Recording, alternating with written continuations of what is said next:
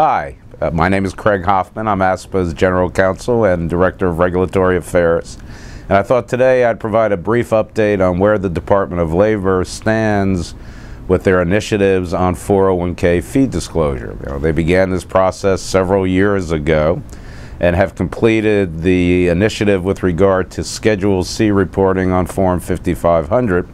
But there's still two regulatory initiatives that have not yet become effective. One deals with the participant level fee disclosure. That regulation is slated to become effective for plan years beginning November 1st, 2011 and thereafter. There is also an initiative for service provider disclosure to plan fiduciaries. This has been referred to as the 408B2 regulation. That regulation was issued as an interim final regulation, which means the Department of Labor is still tweaking it some, and at this point they're still working on it.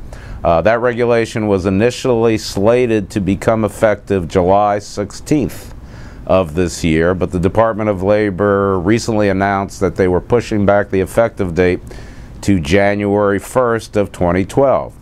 And here we are, we're soon approaching the summertime, and the question has begun to arise, do we really think the Department of Labor is going to be able to stick to those effective dates? We're not certain.